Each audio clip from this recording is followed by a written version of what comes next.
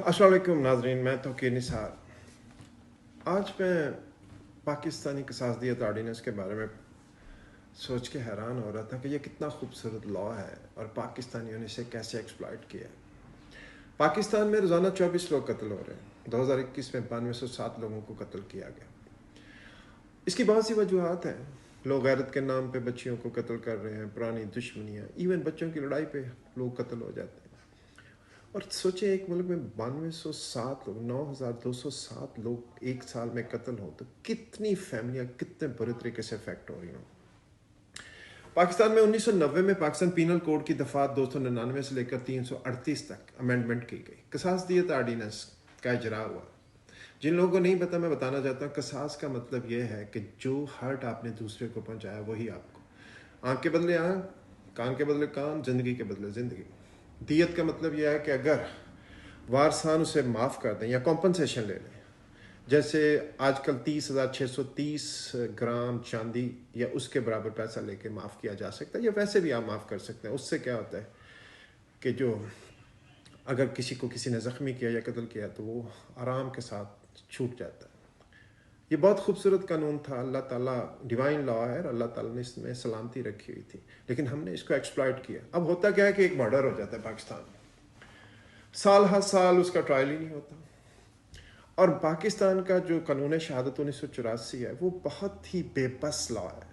वहाँ कातिल को सज़ा होती ही नहीं है। कातिल क्या करते हैं, कोई इन्फ्लुएंस करते हैं मकतूल पार्टी को, या इन्फ्लुएंस करते हैं, या जो विटनेसेस हैं, जो गवाह हैं, उनको थ्रेट करते हैं। जब उनको थ्रेट करते हैं तो बैकआउट कर जाते हैं, हॉस्टाइल बन जाते हैं। उससे फिर यह है कि पूरे का पूरा केस जो है ख़त्म हो जाता है।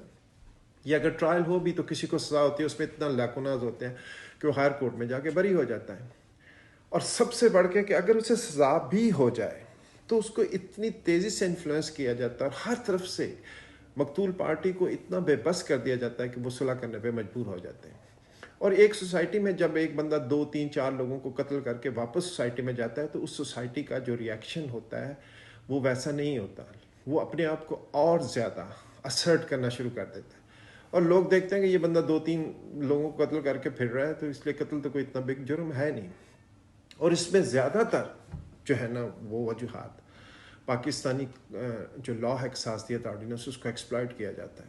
मैं आज आप लोगों से ये बात इसलिए कर रहा हूँ कि क्या 15 साल के लिए हम अगर इस पाकिस्तान में इस लॉ को सस्पेंड कर दिया जाए तो कम से कम यह है कि लोग, जब माशरा इस कानून को एक्सेप्ट करने के लिए तैयार हो जाए तो तब उसको जाके दोबारा नाफिज करें। दुनिया में जहाँ भी स्ट्रिक्ट लॉ है, कहीं किसी इंसान की जरूरत ही नहीं पड़ती कोई दूसरे को कत्ल करे। अगर वो कत्ल करेगा उसे पता मैं भी गया। जैसे सऊदीया में देख लें, सऊदीया में ज़्यादा से ज़्यादा 100 लोग कत्ल होते हैं और हमारे यहाँ रोज़ 24 लोग कत्ल होते हैं। और साल में सऊदीया में 100 लोग कत्ल होते हैं। जो कातिल होता है उसे पता होता है कि मैं तो गया।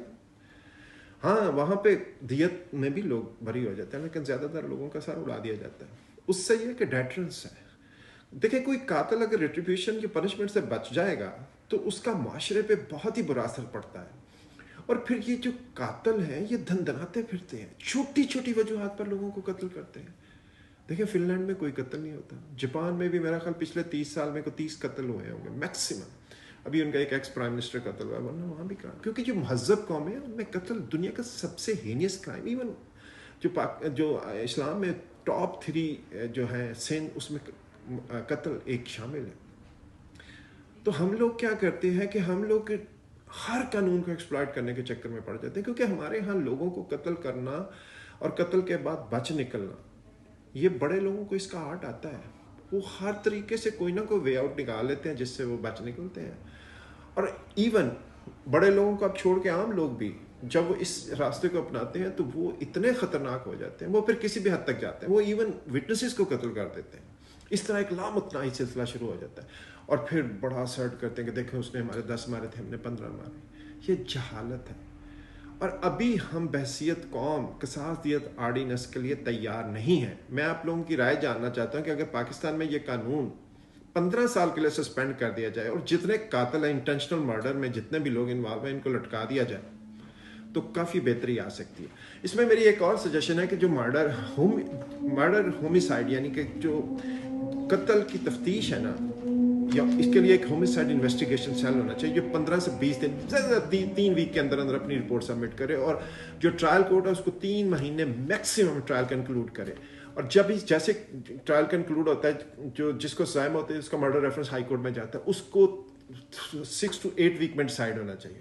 اور سپریم کورٹ جتنا سپیڈی ٹرائل ہوگا قاتل کا, اور جتنی جلدی وہ اپنے انجام کو پہنچے گا, لوگ اتنا ہی ڈریں گے. اس لیے پلیز اپنی رائے ضرور دیجیے کہ پاکستان میں قصاص دیت آرڈیننس کو کچھ دیر کے لیے اگر سسپینڈ کر دیا جائے, تاکہ قوم جب مینٹلی اور علمی طور پر اس کو ایکسیپٹ کرنے کے لیے تیار ہو تو اس کو دوبارہ نافذ کر دیں. خدا کا قانون, اس کو ختم کرنے کی ضرورت نہیں ہے, اس میں بہت ہی خوبصورت قانون ہے, لیکن ہم بحیثیت قوم اس کے لیے تیار نہیں ہیں.